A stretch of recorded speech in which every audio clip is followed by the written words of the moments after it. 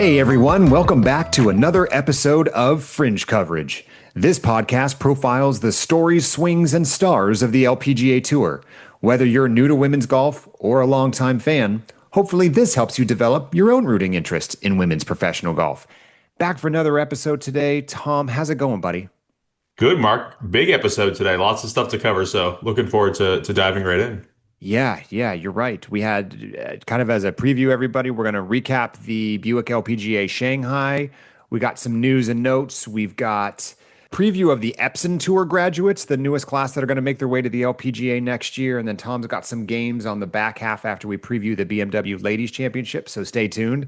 And for those of you that haven't noticed so far, stay tuned to the very end because recently we've had some fun little one-off tangents at the end of our episodes when we're talking about our social media handles, talking about the whether it's a lack of Taylor Swift knowledge or fights we get into on social media with sponsors. Make sure you stay tuned to the very end because there usually seems to be an Easter egg there. So Unhinged coverage. That's the end of it.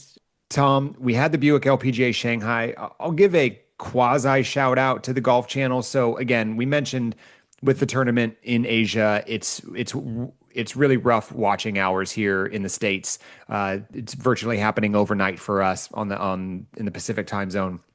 They did have encore viewings of the Saturday Sunday footage, so I was able to catch most of Sunday's final stretch because I was not, spoiler alert, I was not watching at midnight to see the action, but I was glad I actually got to see some of the action while they were in Shanghai. And the quality of the footage, different story, and the fact that it was an encore performance and they could have cleaned it up. I'm not going to nitpick here at the start of the episode, but I'm glad that I was able to at least see some of this and plan to do the same for the rest of the Asian swing. Did you get a chance were you able to follow along either on your phone or any TV footage for you this week? So I was following along. I would wake up every morning and see, oh, what happened? And I think I even texted you. I got woken up at 3 a.m. with a notification, Oof. which first off, we'll talk about why I don't turn off my notifications at a later date. Right. But I got notified that Jeeno was just making a ferocious comeback. And then, of course, now I'm up at 3 a.m. and I go, well, now I got to check this out. I got to beat Marc to the punch. I made the mistake of Instagram storying at 3 a.m. and really trying my best to make some posts. I don't know why I felt like a post needed to go out at 3 a.m. Pacific, but I did at that time of day. I thought that was a good move. And then I woke up later on after I went to sleep to a text from Marc saying, what are you doing? What? This doesn't make sense. And I said, no, Marc, it made a lot of sense. And then I went back and looked at it. I go, yeah, I guess it really wasn't that good. So maybe I need to dial in my posts a little bit. Here's what I'll say. You gave me one task. You said, Tom, I'll do all the research. I'll do all the show prep. All I need from you is, can you help with the social media? I said, got you, Marc. Say less. This one's on me. And then, and every time you just go, no, try again. Here's what I'll say, Tom, and I'm usually the first to throw jabs at you, but let's start with the positives. I appreciate what you were trying to do because it did look like you were the first to be breaking news. It was 3 a.m. It was happening live. So a lot of people were going to wake up to like, oh, what happened overnight? And Fringe Coverage was going to be the one talking about it. So I think from that lens, I very much appreciate the attempt. That being said, I think you said it best that maybe 3 a.m. is not your sharpest window to come up with your best content, or at least I think we have proof of that now, because as someone who claims to know your humor very well, I have now had two instances of trying to figure out what your posts meant. The first of which was more an indictment on me because I didn't understand you were making a Taylor Swift reference the day that it happened because you did it the same day as the album drop. The second one, I straight up thought you were again trying to do a Taylor Swift reference because I just don't understand any of this. And I'm not a one-trick pony, Marc. No, you're not. You're not. And so finally, I just had to say, I truly don't understand what you're trying to do here. But you know what? You did exactly what I asked, which was get more active on social because you are more active on social. You're funnier than I am. And last thing people need is me doing, hey, here's some fun stats from the morning session. So again, I think maybe we should, we might have a little retreat of some kind where we have a Fringe Coverage breakout. We go to some fancy resort somewhere and really just game plan what we're going to do. And maybe we'll give ourselves some social media training along the way. Now we're talking. So Buick LPGA Shanghai. Let's start with the biggest news on the season. The streak is over. It's done. How do you feel about that? I still can't believe it. And I wonder if maybe this will take like a year or so to look back and say, that's an incredible run of first time winners in one season. And it's never happened before. It's never happened where we've had what, 25 winners, let alone in a row. It's while the parity is great, I think something like this will really help. Now it's kind of breaking news, right? We have a repeat winner, and for it to be the number one player in the world just makes it all that more noteworthy. And the way she did it was just extra insane. You just said something that I hadn't thought of until just now. I think on paper, if I was given, you got to choose one or the other, I would choose the 2024 version of the LPGA. Nelly wins 7. She's a major storyline. You know who you got to go chase. Again, on paper, I think I choose that. And now we've had 26 winners and 25 events. I think I like that we had it as long as you can guarantee it happened only 1 year. Because here's why. What 26 winners does is it exposes us to a lot more golfer storylines than we otherwise. Nelly sucked up all the oxygen last year, and deservedly so. That is the biggest compliment I could possibly pay Nelly from last year. And we came into this year thinking it was going to be more of the same. And remember, last year, there were 3 or 4 other women that won over 3 times. So there was an embarrassment of riches at the top last year. I don't think parity is great for the game long term, just because I think it's hard for fans to jump in and figure out who are the good players, right? Like, who are the Yankees? Who are the ones you root for or against? There is none of that right now. This almost gets me excited for 2026. And candidly, the last few weeks of this year of, okay, we now have a lot of new names that we otherwise wouldn't have known that have proven they can win at the highest level. Who's going to go, separate next year in 2026? If you told me right now that this was a one-off and next year's going to be more like 2024, I think that's the best possible scenario. If you told me that, hey, you're going to have another year of 26 straight winners, I think the LPGA has a problem at the end of 2026. Would you agree with that? Yeah, I think that this was probably the best case scenario where it wasn't like Ryo Takeda, who was the repeat winner. No shots at her. I was Sure. trying to figure out who I would fire some strays at in this. But the fact that it was the number one in the world, I think that's she's separating herself. And her comeback from going from number 2 to just, I mean, lapping everyone with her point total is remarkable.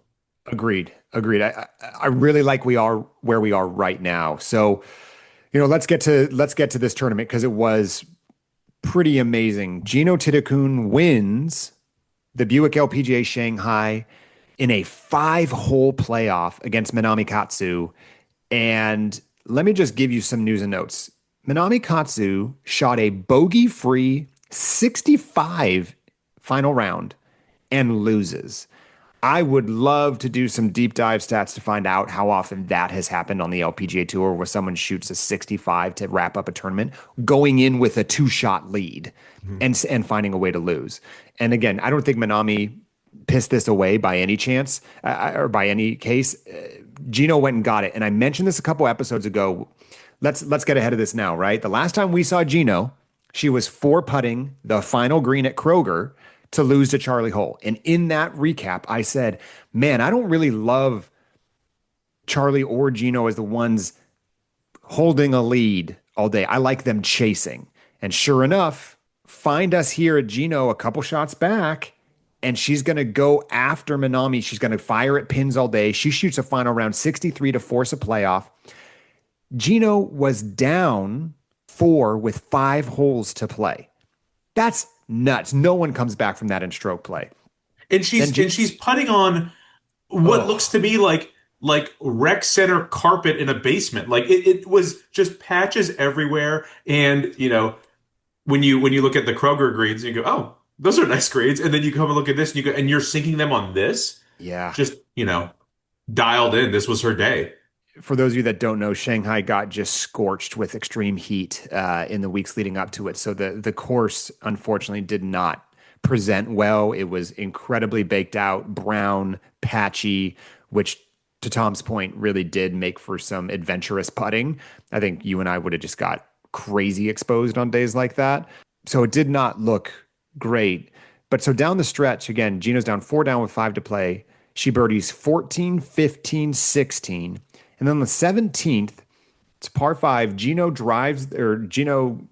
gets on the green in two, and Minami hits a really poor wedge and leaves her. She's off the green in three, so she's hitting first. And Katsu chips in for birdie, and it kind of had whiffs of Evian, a little bit of like, oh, Grace Kim did. Oh wait, hold on, she's got something, and she chips in. So now all of a sudden, Gino has a putt for eagle. I'm going to get this wrong, but let's call it 30 feet. Hmm. And now all of a sudden she needs this eagle putt to tie. Again, this is 17th hole. She's been chasing her down all day. You're thinking, okay, two putt at worst. She's going to go to 18, 1 down. And she cans like heart of the cup. Cans And the it eagle wasn't putt. an easy putt. No, major breaker, major right Hmm. to left swinger. And so now we're tied going into 18. They both par 18. Katsu has a really good birdie look, misses it. Then they go to a playoff and they rotate between the 18th and 10th holes, which, man, it was really rough. The way the course is laid out, they have to, after they play 18, they have to do this weird walk to get to the 10th tee across the practice green.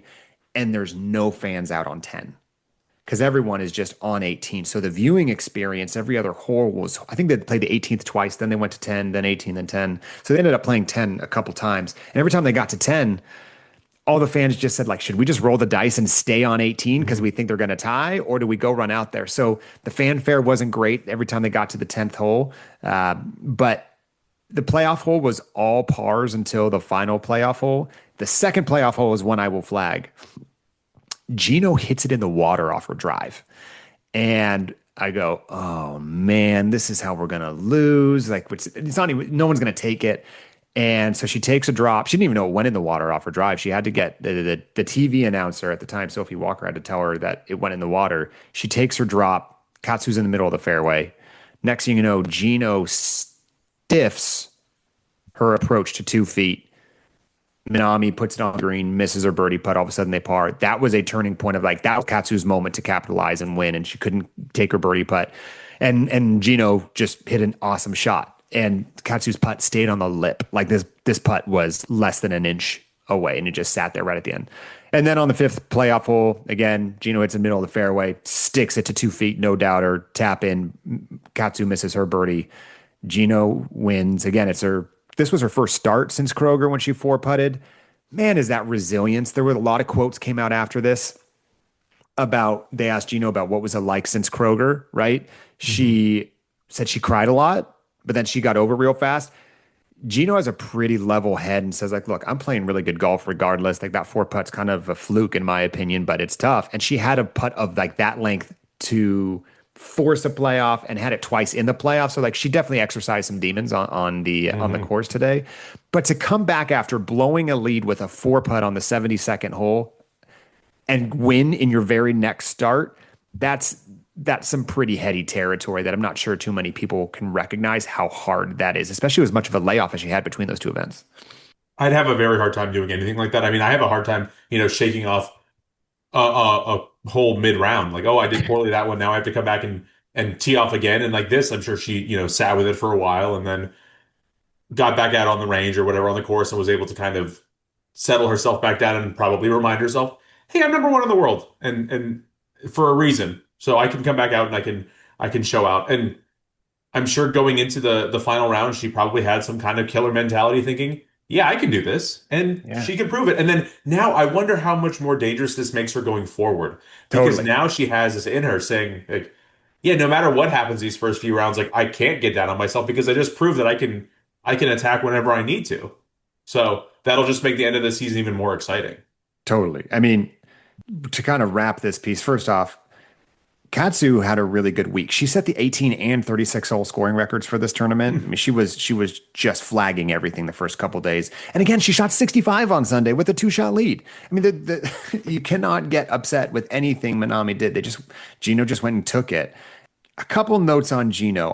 I was looking up some stats because I was just thinking about where her, Grant Boone had a great post yesterday or the day before about kind of looking back at what Gino's season has been. And when you start thinking about Gino, she's obviously our first two-time winner. We've covered that in depth at this point. She is, I mean, she was a legitimate contender in a lot of events this year, but specifically, she is one four putt away and one Grace Kim miracle finish at the Evian from being having four victories, including a major this year. Instead, she's looking at two, and that doesn't even include some of the other events that she had where she was flirting with the lead. When Miranda Wong won, I think Miranda took her down.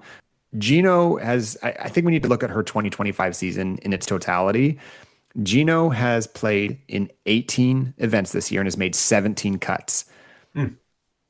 I want you, and I'm just going to read off her finish. Starting from February, she started at the Honda LPGA Thailand. I'm not going to read every tournament. I'm just going to read the finishes for these 18 events. Third, tied for second, tied for 12th, fourth, tied for fifth, tied for ninth, tied for 24th, first, cut at the U.S. Women's Open. There's your sole cut. Since that cut, she's gone T11, T4, T27, second, T30, T7, second, second, first. Mm.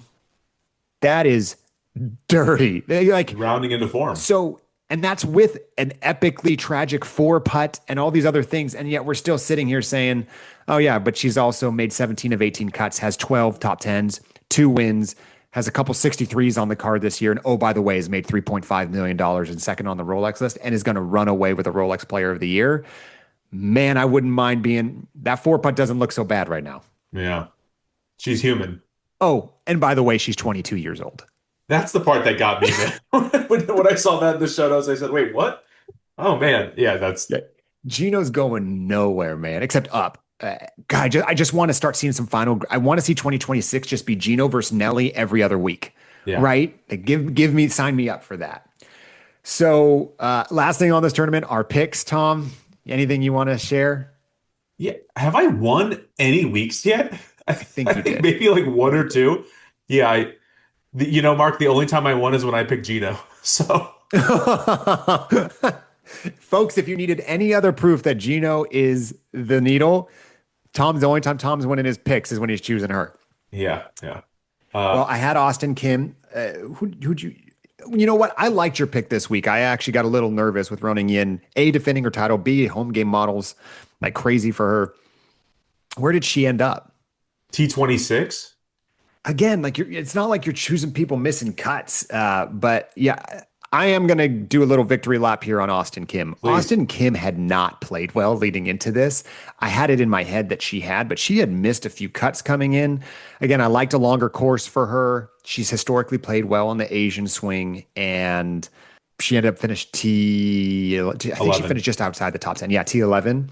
So hopefully that means great things for her. I love Austin Kim. She bombs the ball. Super fun personality. I really want to see her ball out and make a Solheim Cup team. I think she'd be super fun. So someone just personally I root for outside of the obvious ones we talk about. That was kind of a fun thing for me to root for out of the gates. So hopefully, Tom, we're not getting to our picks yet, but you changing your models at all? How are you approaching picks at this point? Well, so I was originally picking first time winners, which didn't yield any fruit for me. It doesn't mean anything. You need to stop looking at trends. We're going to go for a repeat. And then I ended up picking Ayaka Fudaway. And then that whole tournament got rained out. So then I went back to repeats, and then I went to a newbie. I don't know. Yes, I need to do some tinkering, some retooling. I got to get back in the lab. I got to figure something out. And you know what, Tom? If you need some charity, like if you want to call me, I'm happy. Can you pick someone for me? I'm happy to coach you and be super condescending the entire time. That would be wonderful, Mark. All right, little boy, you're doing. Oh, that's a cute pick. This is good, Tom. There's going to be a point where this flips. Trust me. It's a blowout. You have 29 points to my 11.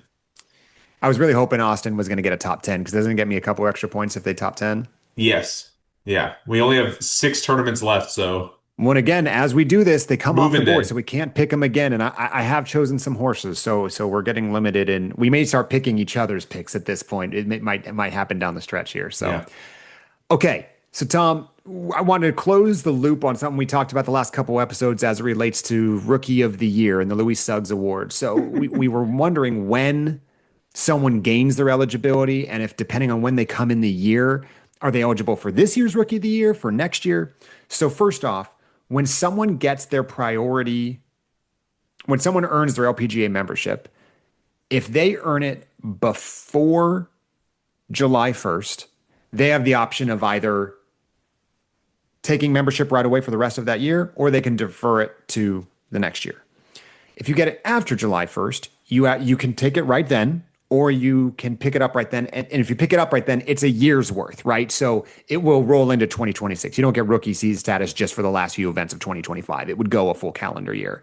But the Louis Suggs Rookie of the Year Award eligibility criteria are based on the year in which you took up official LPGA membership, regardless of where it was in the year. So Lottie Wode is a rookie that is eligible only for the 2025 Rookie of the Year Award. So next year, Lottie, even though she will still be in her rookie 12-month campaign, once you are eligible once for the award, you cannot be eligible for it in multiple seasons. The only thing I don't know is, let's say Lottie, you choose anybody, has a horrible stretch, loses their card. If they come back 3 years from now, are they a rookie again? Like, can you win Rookie of the Year multiple times? I would think not, That'd be but sick. but I don't I know mean, if you most of the want, you sports I wouldn't want that. follow, you're never demoted to an amateur, right? Right. So Right. I don't know. Yeah, that's interesting. Is there a monetary award with the trophy designation? I wonder. I bet there is, but I bet you it's not published.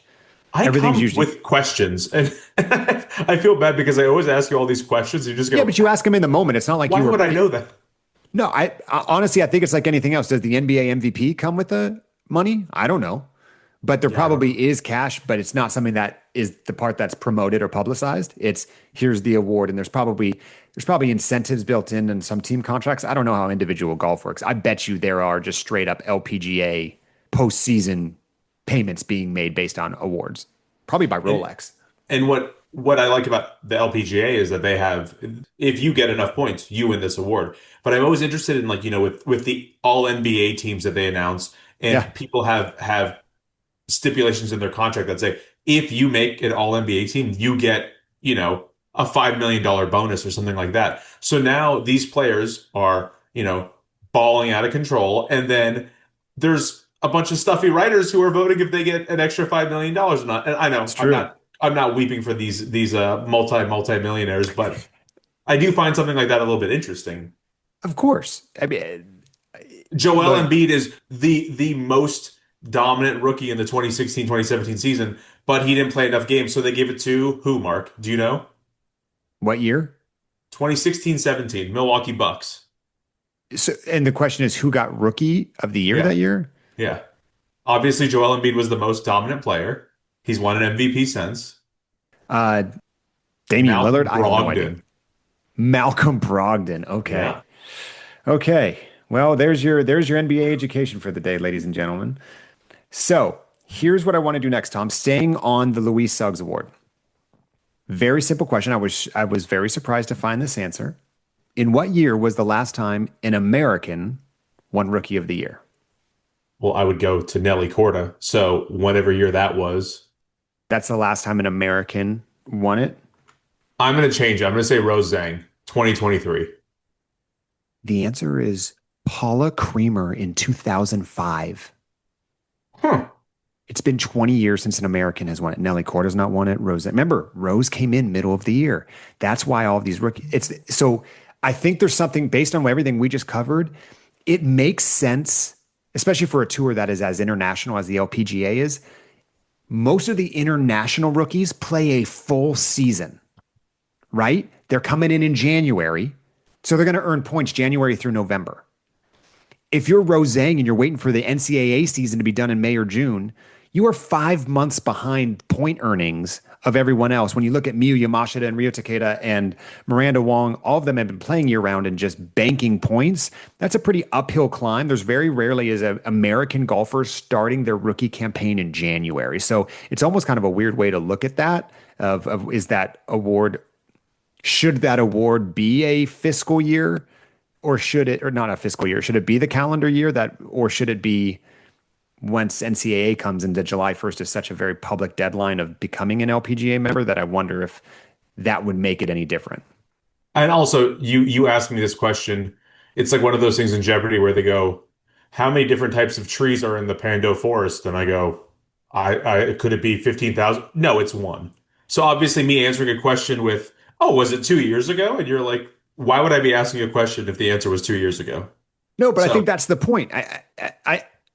I think this speaks to one of the reasons we started this podcast, which is taking a very ethnocentric approach to this, right? We in America do not have a ton of stud American golfers at the top right now. We have hey, we just Nelly. went down the list for the Solheim Cup Yeah. projections, and yeah, a lot of them are in the top 100, but not the top 50, 20, top 25. All right. This is kind of a rookie centric podcast, as I'm realizing here. So it came out, let's see, a couple weeks ago. The newest class of LPGA members who made their way through the Epson Tour. So Epson Tour, for those of you that don't know, Epson is the kind of the feeder tour that think minor leagues, think the Corn Ferry Tour on the PGA Tour side.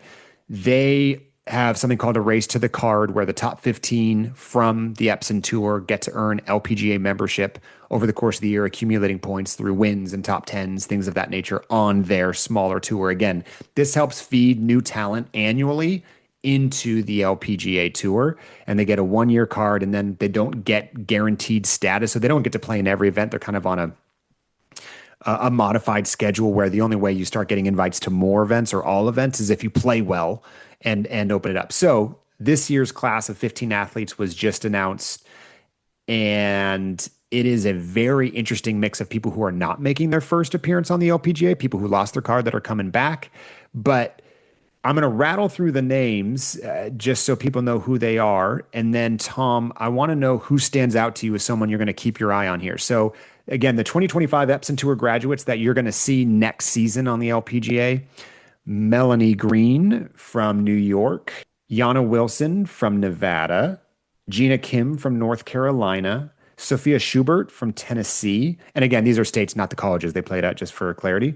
Erica Hara from Japan, Brianna Chacon from a California girl out in Whittier, Riley Smythe from Florida, Letitia Beck from Israel. This is not her. This is one of her repeats on the tour appearances. Minji Kang from Korea, Haley Cooper from Texas, Ann Chen from Sugar Land, Texas. Ann actually won the Epson Tour Championship and got her way in.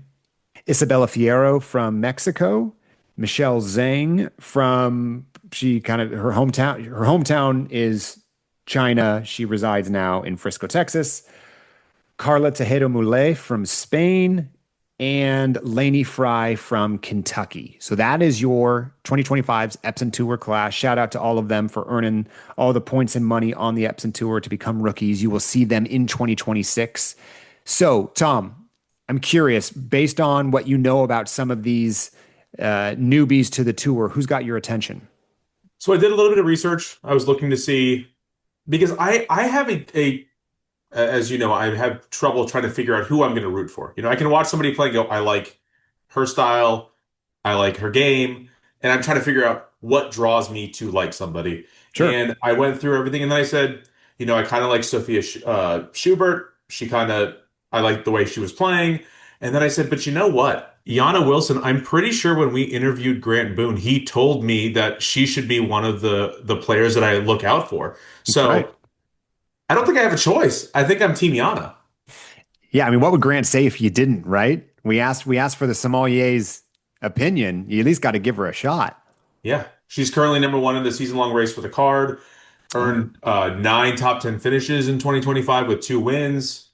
19 years old, so, you know, on the up. Yeah, that's my pick, Yana Wilson. And I think when you texted me last night saying, "Hey, isn't that who Grant recommended?" If I remember correctly, in that episode, Grant specifically said she has a flair for the dramatic. So I think that plays well for your style of watching. Hmm. So we're not right now. We're not putting our name on it. We're not saying, "Hey, this person's going to go win majors." This is who has our attention and who we're going to be rooting for. So I'm going to take Riley Smythe. So Riley's 26 years old, played her golf at Virginia, and joined the Epson Tour in 2023. So been down there a couple years. Had a really weird 2024. I really like this backstory. So the very short reason I'm choosing Riley is I love her golf swing. Very aggressive rip at the ball. She also wears aviator sunglasses, kind of maybe similar to Ben Griffin, I guess, the look, but she looks way better in it than Ben Griffin does. And look, she kind of got the like old school long blonde ponytail and kind of like she just, and that thing, her ponytail whips when she rips at the ball. Really, but again, just pumps the ball, hits the ball 265, 270. Like right now, that'd probably put her slightly above average on tour, but she's just going to gain speed as she goes out Mhm. on tour.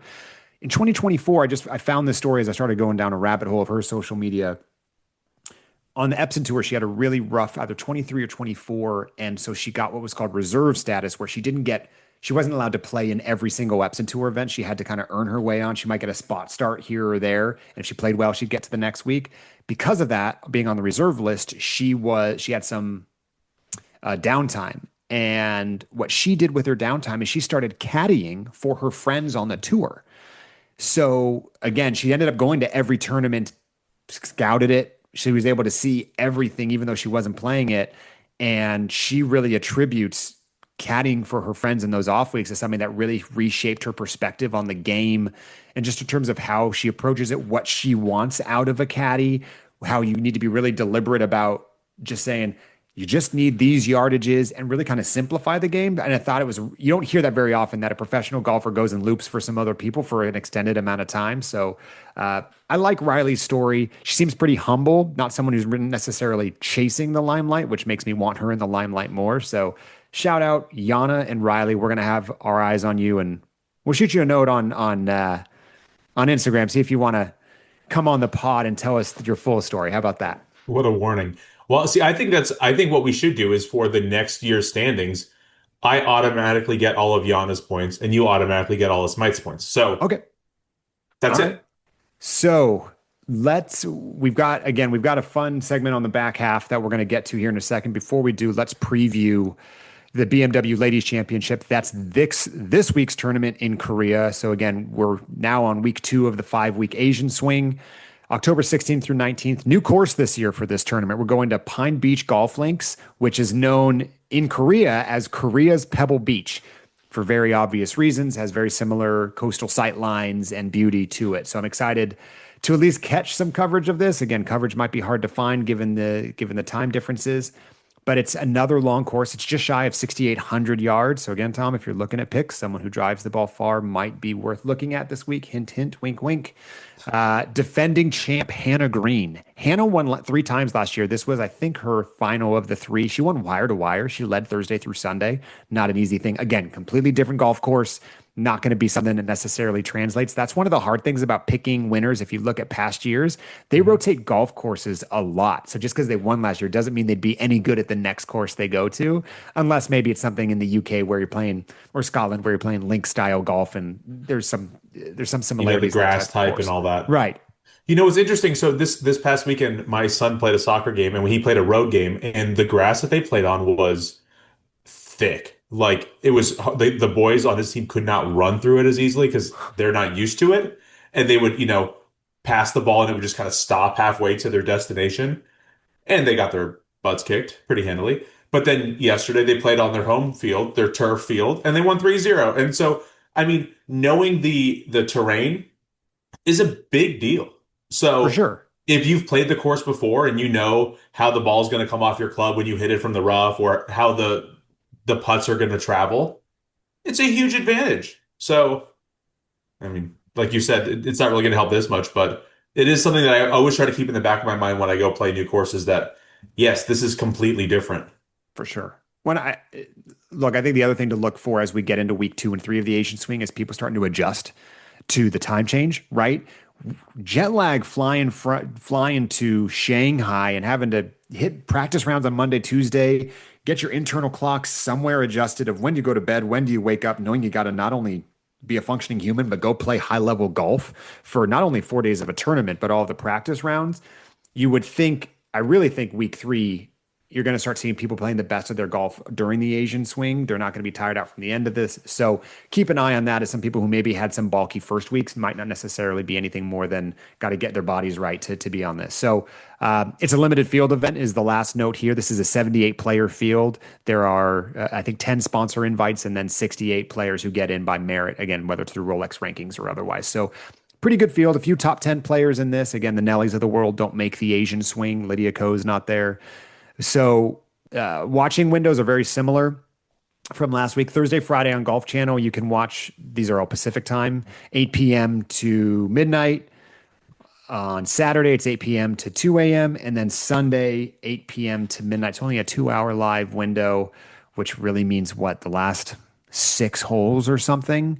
I say that somewhat tongue in cheek because the place of play has been pretty rough, but hopefully with a limited 78 player field, it won't be too slow.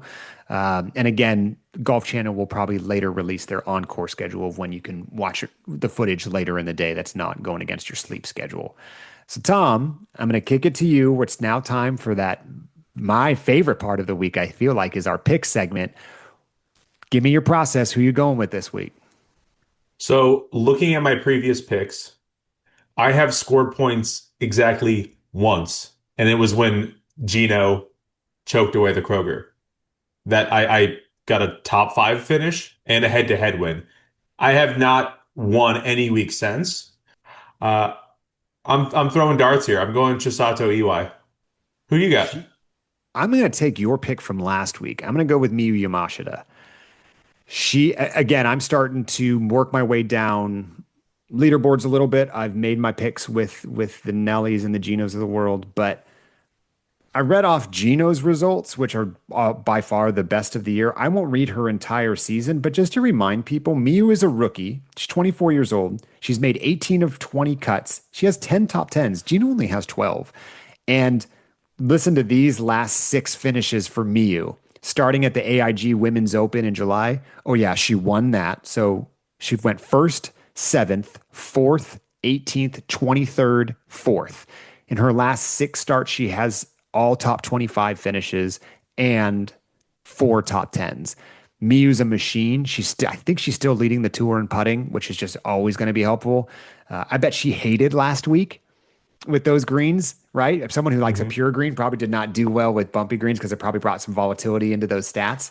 You almost want to throw last week's stats out. So on a proper course that isn't scorched, I would expect Miyu to have a good week. Tom, I want to hear. You said you got some games, and I have no idea where we're going. So take it away.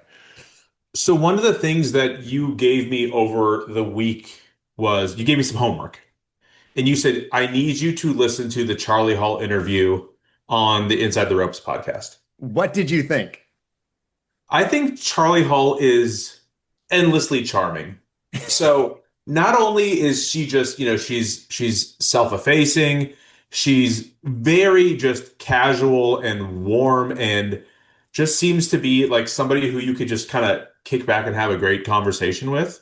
Doesn't take herself too seriously, Yeah. but is also an incredibly motivated and driven woman. So just all very, very admirable qualities to have. So one of the things that she mentioned was she was talking about how she was invited to go to a huge party over in the UK where she got to meet all these luminaries, including the president and all that stuff. And she said that she went by herself and she had no problems going by herself. And this isn't really a game per se. This is more of a question for you, Marc. How do you feel about going to places by yourself? Let me start by saying, well, obviously you had no problem starting a podcast by yourself. So while that was Yeah, how long that short-lived, last? yeah. Are you a guy who would go to a restaurant by himself? And I'm not talking about going and sitting down at a Jersey Mike's and eating a sandwich. Have you ever gone to a sit-down restaurant with a server and ordered a full-on meal by yourself? So the broad answer is I'm not comfortable with it. Let's start there. Yes, I have, and it's when I travel, right, for work. So if I have to go to a conference, if I've got to go to meetings on the East Coast, whatever it is, when I am put in that position where I know I'm going to be solo, whether I want to be or not, I'm not near friends. I don't have people to meet up with. My wife's not there, whatever it is. I don't have the kids. I love in a new city going to I'm a gastropub kind of guy. Like I love finding a place where I have a choice of either a small booth or sit at the bar. I love sitting at the bar, especially because I work in sports. So I like hearing what conversations are happening at a bar and ordering. I'm a burger, fries, and beer kind of guy. It's my favorite thing. But I've got a couple places now that I look forward to going to because I either there's a restaurant I like or there's no shortage of restaurants to go.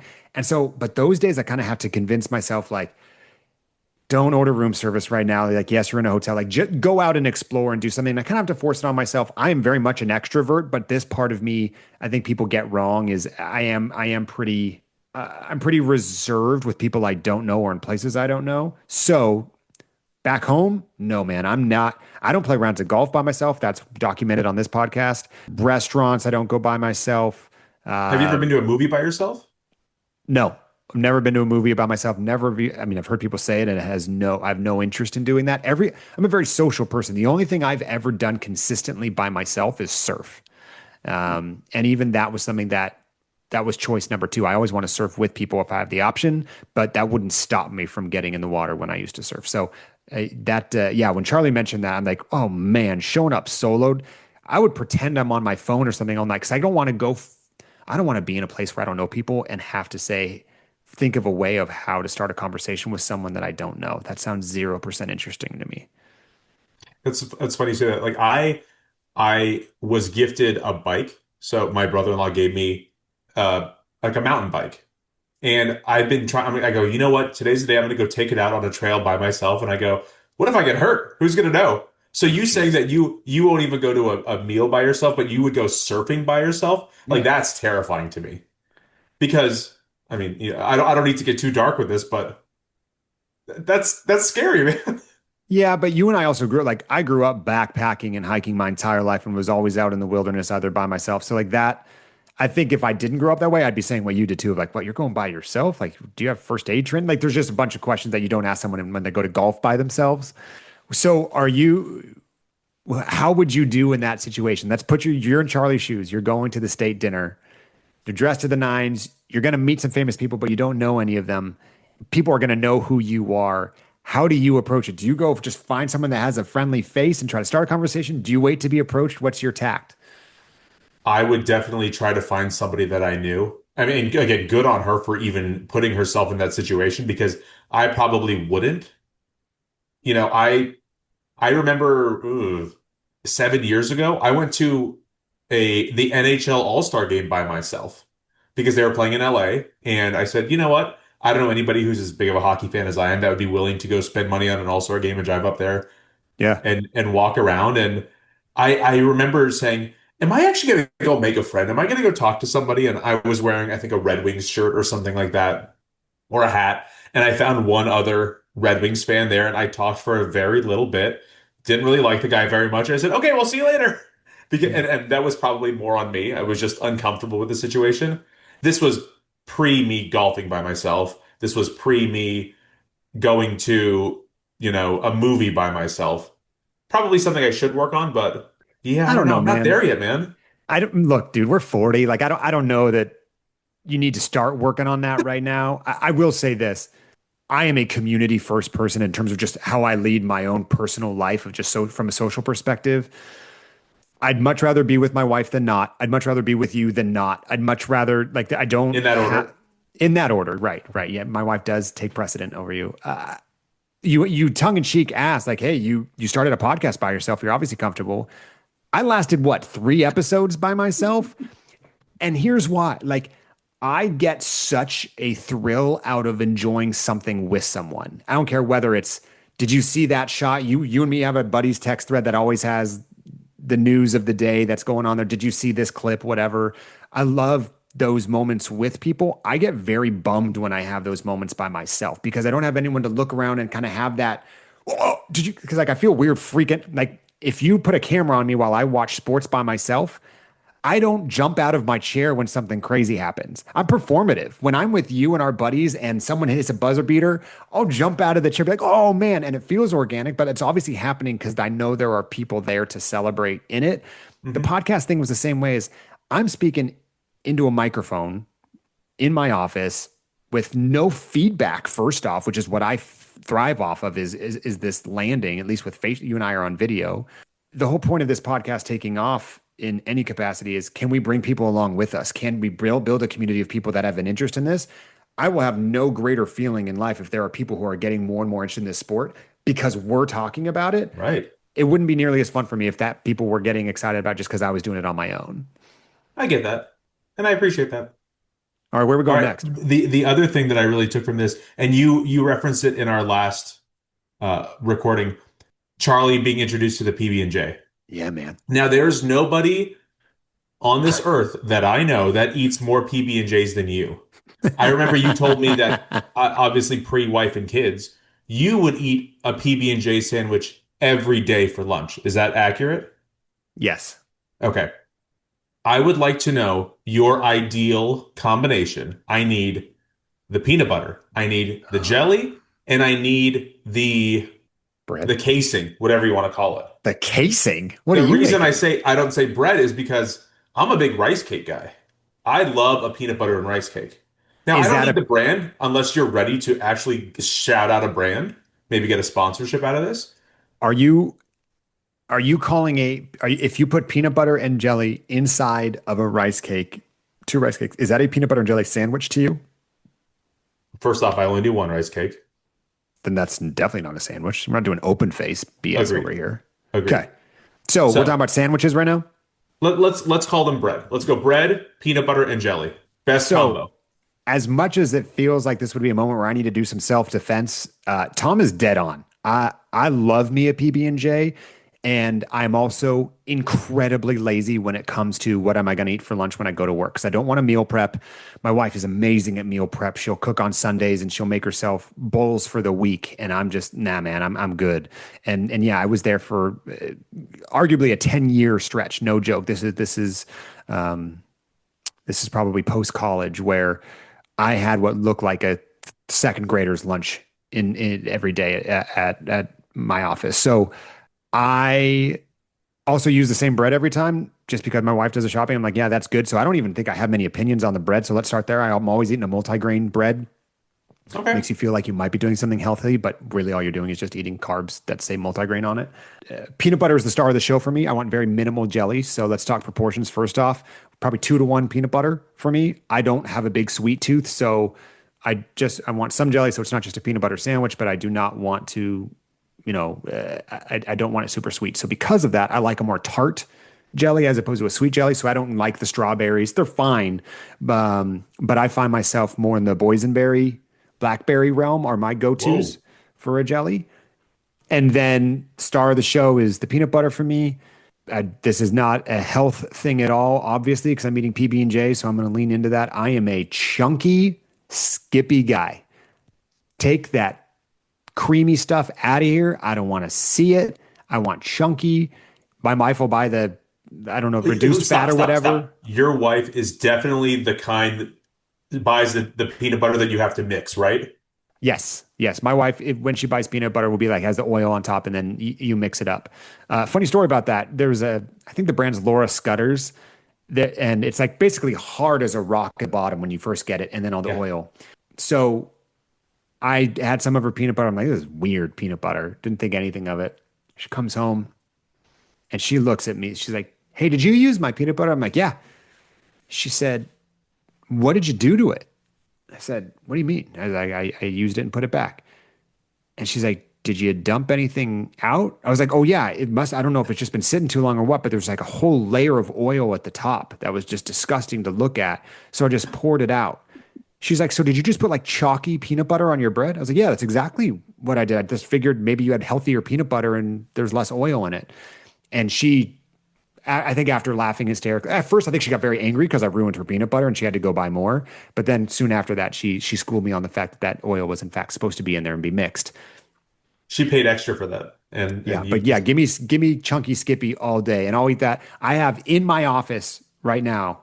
There is just a tub of Skippy, and I'll just take a spoonful of it. If like on days that I don't eat, I'll just straight up eat peanut butter because I oh that's yeah. hard to beat peanut butter for me. All You right. are you a peanut butter guy? Yes, definitely. So Chunky or while creamy? rice cake's usually my go-to just because it's, it doesn't spoil as easily. So, we if we don't have any bread in the house or whatever, just that's a nice little break glass in case of emergency. But I like a wheat bread, Okay. and then I like chunky peanut butter. My wife does not. She likes the creamy peanut butter, and if Mm. she does the grocery shopping, that's what we're getting. Yep. I've yet to introduce my kids to the chunky peanut butter. I have to imagine they would What? like it. Of I course they just I would. get Yeah, and then It's the best. I like strawberry jelly. I tinkered around with grape, not horrible, but Okay. strawberry's the way to go for me. Okay. Can There you go. you come here? I gotta lean in because my wife's outside.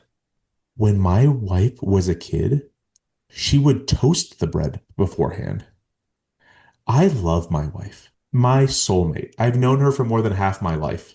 This almost put me over the edge when she tried to get our kids to eat toasted peanut butter. That's disgusting. I don't need bread to cut the roof of my mouth and also the peanut butter to keep it stuck there. That sounds repulsive. Hold on. Are we talking about a sandwich or are we talking about an open faced piece of bread with peanut butter on it? Toast both pieces of bread, slather on the ingredients, Okay, put them PB and together J. and eat. A PB&J. Because there's a lot of people who have toast and peanut butter for Do breakfast. I It's a very want hot normal thing. jelly? I Ooh. mean, so I certainly don't have the reaction you do to this. I would never do it. So I am aligned with you, but it's not off-putting to me. Some people just like toast. Like some people would Go think that try it. enhances. Try it tomorrow. Let me know what you think. I guarantee you I've had it at some point. It's fine. Ugh. All Where do right. you fall out on Uncrustables? Big fan. I like Uncrustables because I prefer my peanut butter and jellies cold. So Okay. like if you So you make it for really do lunch, now we know like you why you don't like the toast version of exactly. this. Make it for lunch, put it in your office fridge, and then eat it for lunch. Oh yeah, that's great. That that is one of the most eaten snacks on the LPGA tour. Uncrustables? Yeah. I love Because it. it's an easy portable thing that they can have in their bags and it's I mean it's a huge sugar lift and carb lift in mid Of round. course. Yeah, Yeah. you'll see it at pro shops, at the snack bars and all that. I've I've even only seen. had one in my life.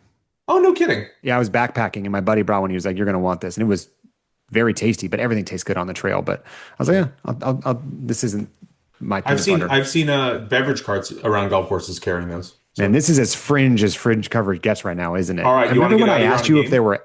Did I? I mean, I did ask you if these were LPGA related. This is kind of scraping. Is this one going to be anything close to golf related? This one's more golf related. Okay, let's hear it. This game, there's stakes to this game, by the way. So this game is called Player Profile. So it's not the normal player profiles that we do. I have pulled 5 Instagram profiles that Fringe Coverage follows, and I am going to read to you their little blurb underneath their name, right? Like yours is Live, Laugh, Love, something like that, whatever you ended up doing. Whatever, So, dude. so I am going to read these to you, and you have to tell me who these players are. Here's the stake. If you don't get 3 out of 5, you have to say my outro in a Charley Hull accent. All right, here we go. Number one. Whoa. Wow. Can we at least adjust why 3 out of 5? Nah. Why Well, why would I have any of these? You're the because social here's the media thing. guy. The first one, layup. So you're already starting off. See, you're already setting me up to not know it. I hate you. All right, let's go. So most of these golfers have words and emojis. This one is just words. Golfer by day, escape room fanatic by night. Oh, Angel Yin. Angel Yin, 1 for 1. Look at you. Okay, don't give me a false sense of confidence. I know where this is going. Everyone's heard how you set up games. We know where this is headed. It's going to be Number smiley face two. and a golf emoji, and that's going to be it. Number two, we have the tie flag, a golfer emoji, a blue heart, a yellow heart, a bear head, and the quote is pro golfer, go Bruins. Oh no. What Thai golfer went to UCLA? Okay, so Patty Tavatanakit. 2 for 2. Look at this Oh, guy. Patty T Huh. went to UCLA? Yeah. No kidding. All right. I knew Jeeno didn't, so that was that's the next best golfer. Okay. Number three, we have her national flag followed by an avocado. The quote is, Wait. You're not telling me her national flag? nah. Oh, come on. All right. Well, the quote is, be good or be good at it. That's all you're going to give me is a That's all I quote? got for you. They get harder. What's the national flag? It's an Australian flag. Ooh, I don't like this one. Let's go Minji. I can't think of anybody. Grace Kim. Oh, all right. Next one. The flag of the country where she was born, where she was raised, where she lives, and her quote is, "She believed she could, so she did." Now, again, this is somebody that we've talked about extensively because, again, we follow them. It's a Korean flag, born, New Zealand flag, residing in America. She believed she could, so she did. Lydia. Lydia Ko. 3 for 4. You better get your accent ready there, boss. I never agreed to that part. And then the last one, no words, only emojis. Lion, suitcase, airplane, globe, putting green. The So she's a Lions. lioness that travels and plays golf, pretty much. Oh, God. I was trying to think if there was a sports team that had a lion adjacent mascot. There's no flag on this one. It's just straight Nope. emojis. Andrea Lee. Nelly Korda. Nelly Korda. You did better than I thought you would. All right. If this is how it's going to be, just know I'm going to come for you and I'm going to have stakes, one-sided stakes as well. Speaking of, this is usually a time where we have a little Easter egg segment. I got one for you. I want to work. This last half hour has been Easter egg segments. No way. We said in the beginning there was going to be games at the end. Last episode, you worked in Taylor Swift song titles without me knowing. And it got me thinking. I think podcasts are best when people's personalities come out. And I think about the things that you and I naturally connect on. Outside of sports, what would you say, Tom? 90s R&B. 90s R&B is dead on. I need your help coming up with a recurring, almost a challenge we give ourselves of like, all right, it's my week to drop either song lyrics or song titles from either an artist, a genre, something, and see if I can slide them in. And if it's my week, you have to call it as you hear it and flag it. What could we do there that we weave in a little bit of our 90s R&B love to this? I will definitely be prioritizing this. Okay. See, this is what I do instead of picking actual golfers to win. I just think of stuff like that. This should be your 3 a.m. thing you work on. Okay. Exactly. If All right, you what do you have got? suggestions for players or topics to discuss on this podcast, send an email to fringecoverage@gmail.com. You can follow us on Instagram at fringecoveragePod. Follow us on X at fringeCoverageX. Whether you're approaching from the fairway or the rough, we got you covered inside the fringe. Bye, guys.